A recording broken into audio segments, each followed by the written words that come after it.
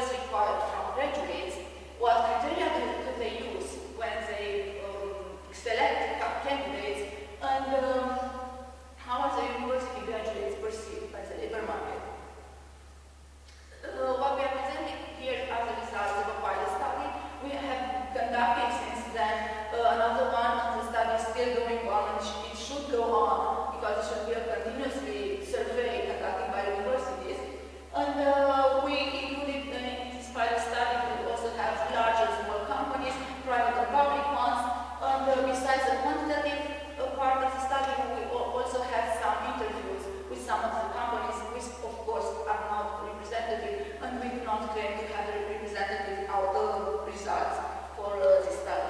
Which are the main criteria when hiring graduates? From employer's point of view, the fact that the candidate or the graduate is quickly or uses efficiently the working time seems to be one of the most important criteria. The honesty and the fact that the candidate is a reliable person is again very important criteria. A proactive attitude and solution finding. After that, consciousness and trustworthiness, motivation and attitude towards work. If we analyze all these criteria, we realize that they do not include cognitive skills. They do not include information or general competencies. The strong debate in the literature is what do they need? Do they need general competencies or do they need information or technical, let's say, specific competencies? Well, in our survey, what they are needing, in fact, is non-cognitive skills.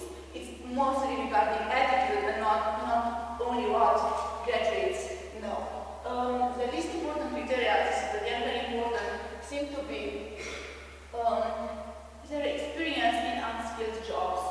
I used to believe that having work experience is quite important for a company, but for our sample, it did not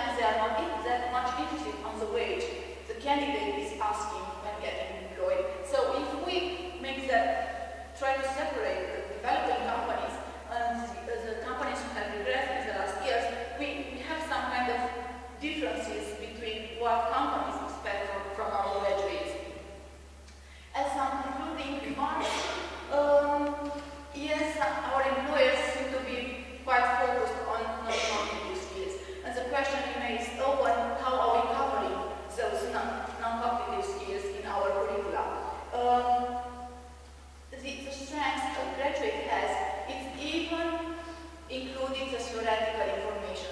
As a means, we would believe that learners are not interested in the technical or specific information graduates have, but learners need to care more about this than students would care. If you would have a discussion with the students, they say, we are not interested at all in the theoretical aspects. Our opinion is that theoretical information might be useful, but might be quite valuable after a while when your job is going to change, because you will be able to use that information and adapt it according to the requirements. The requirements of an employer is changing. The dynamic is so great on the labor market that we cannot afford just to prepare those practical information or the practical skills for a certain job which has those type of needs only at the present moment. But still, weaknesses would be the practical knowledge graduates have. What universities should focus on would be first rising the admittance system. And we have here an idea which is maybe contradictory to what students and stakeholders would need. If you ask the students, rising the admittance system is not one of their options. It's not a strategy which universities should focus on in order to increase the quality of the education. Still, we go again to the idea, should we do what stakeholders say, or should we balance this information, try to find, I don't know, let's say intermediate strategy. Another focus should be on the practical skills again, and obviously another one would be trying to enrich the connections with the economical environment and being more aware about the needs of the companies. And what we also want to emphasize is that not only the decision level of the university should be aware about what employers need, but each of the members of the faculty, each of the academic staff should be aware of what they are requiring, what employers are requiring in their own specific field, and how your course or your curricula is somehow contributing to what employers expect from higher education institutions. And thank you for your attention.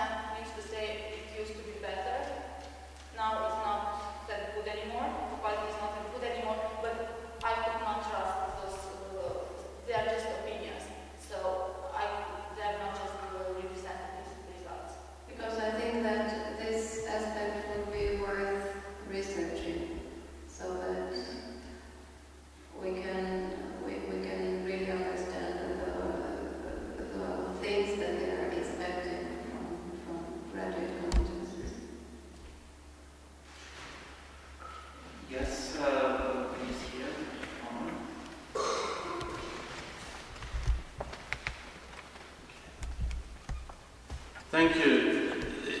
It's so nice to see between these two presentations some really nice juxtapositions of ideas and something based on some empirical work for a change, which is really splendid. I think one of the real challenges in this area is dealing with something called the labour market, which is vast. What we have is a whole lot of small sub-markets, and each sub-market, especially in relation to universities, I think is very different. The market for lawyers is very different to the market for engineers, which is very different for a much more general market. So I think that's a real challenge for us in trying to disentangle a lot of this.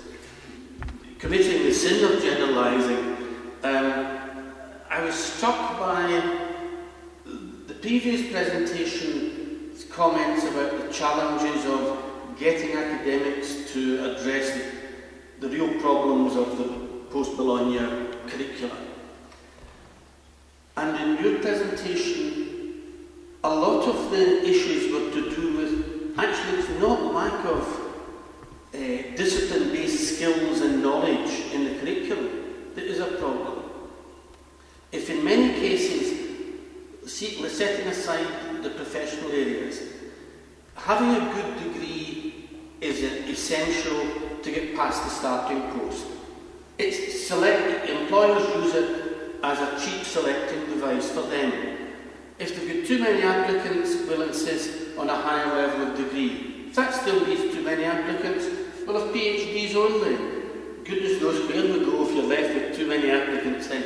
It is a selection device, and there's a long history of good research in economics that I think backs that up very firmly. So we're then left with this, sorry this is too long, self-fulfilling fallacy that professors, and I'm very guilty of that myself, you stuff the curriculum with your dearly treasured knowledge and you wag your finger at anyone that dares take that away from you. And actually the students that do better for you get a better degree, so get interviewed, so get jobs that they don't actually need that content for at all. So it's actually a very fallacious system. And I think the challenge for us is how we break that.